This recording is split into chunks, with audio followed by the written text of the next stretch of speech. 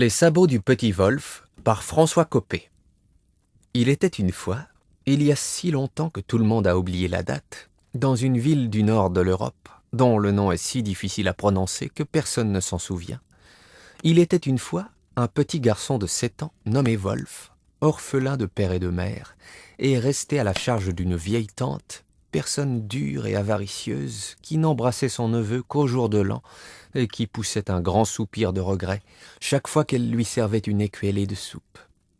Mais le pauvre petit était d'un si bon naturel qu'il aimait tout de même la vieille femme, bien qu'elle lui fît grand-peur et qu'il ne pût regarder sans trembler la grosse verrue ornée de 4 poils gris qu'elle avait au bout du nez.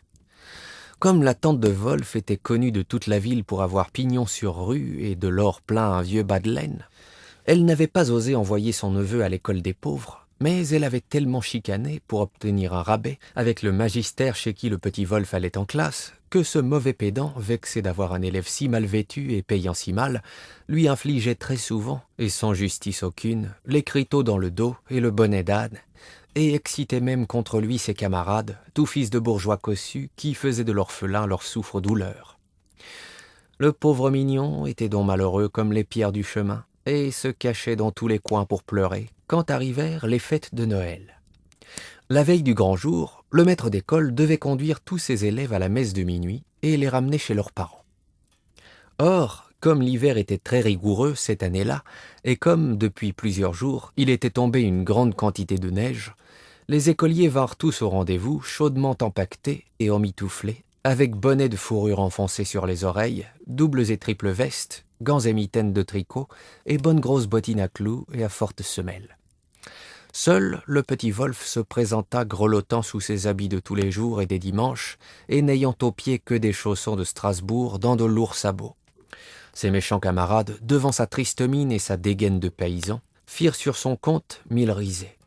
Mais l'orphelin était tellement occupé à souffler sur ses doigts et souffrait tant de ses engelures qu'il n'y prit pas garde. Et la bande de gamins, marchant 2 par 2, magistère en tête, se mit en route pour la paroisse. Il faisait bon dans l'église, qui était toute resplendissante de cierges allumés, et les écoliers, excités par la douce chaleur, profitèrent du tapage de l'orgue et des chants pour bavarder à demi-voix. Ils vantaient les réveillons qui les attendaient dans leur famille.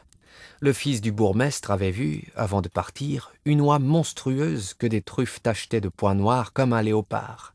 Chez le premier échevin, il y avait un petit sapin dans une caisse, aux branches duquel pendaient des oranges, des sucreries et des polichinelles. Et la cuisinière du tabellion avait attaché derrière son dos, avec une épingle, les 2 brides de son bonnet, ce qu'elle ne faisait que dans les jours d'inspiration, quand elle était sûre de réussir son fameux plat sucré. Et puis, les écoliers parlaient aussi de ce que leur apporterait le petit Noël, de ce qu'ils déposeraient dans leurs souliers, que tous auraient soin, bien entendu, de laisser dans la cheminée avant d'aller se mettre au lit. Et dans les yeux de ces galopins, éveillés comme une poignée de souris, étincelait par avance la joie d'apercevoir, à leur réveil, le papier rose des sacs de pralines, les soldats de plomb rangés en bataillon dans leurs boîtes, les ménageries sentant le bois verni et les magnifiques pantins habillés de pourpre et de clinquant.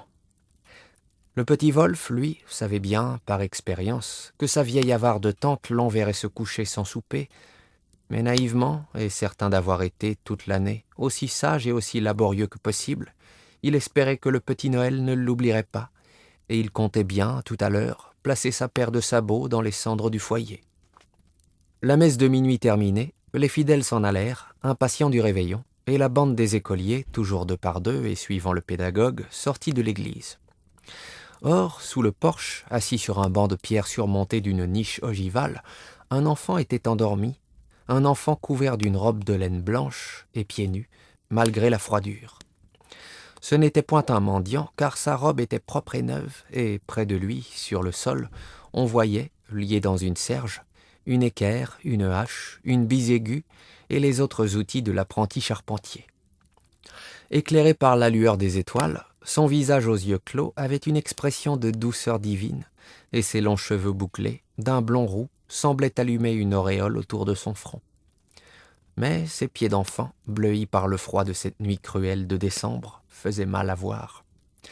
Les écoliers, si bien vêtus et chaussés pour l'hiver, passèrent indifférents devant l'enfant inconnu.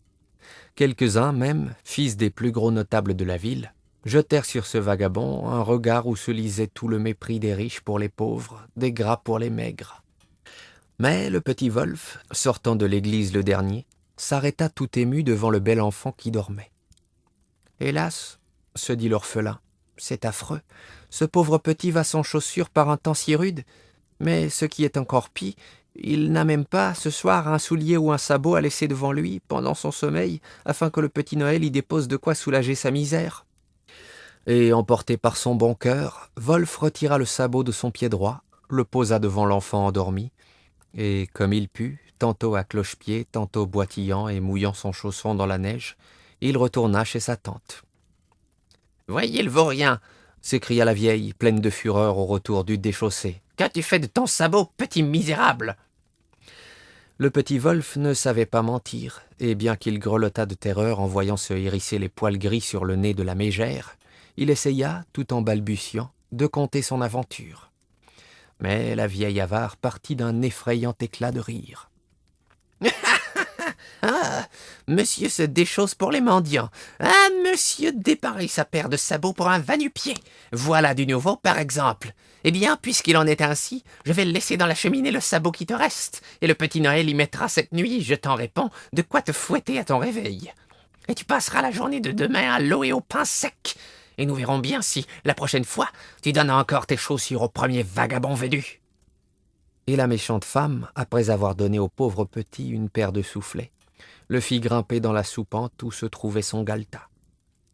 Désespéré, l'enfant se coucha dans l'obscurité et s'endormit bientôt sur son oreiller, trempé de larmes.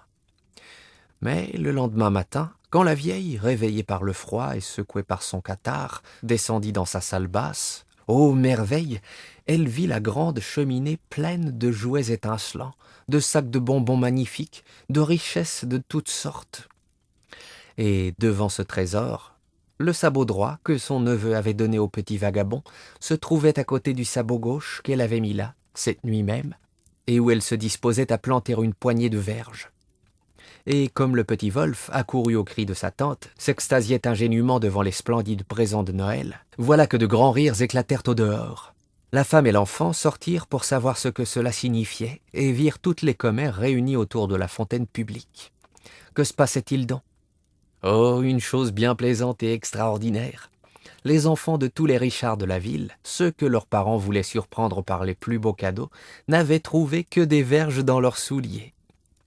Alors, l'orphelin et la vieille femme, songeant à toutes les richesses qui étaient dans leur cheminée, se sentirent pleins d'épouvante. Mais, tout à coup, on vit arriver monsieur le curé, la figure bouleversée.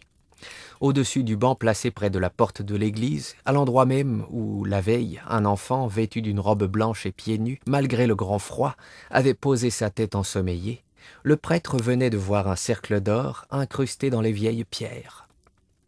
Et tous se signèrent dévotement, comprenant que ce bel enfant endormi, qui avait auprès de lui des outils de charpentier, était Jésus de Nazareth en personne, redevenu pour une heure tel qu'il était quand il travaillait dans la maison de ses parents, et ils s'inclinèrent devant ce miracle que le bon Dieu avait voulu faire pour récompenser la confiance et la charité d'un enfant.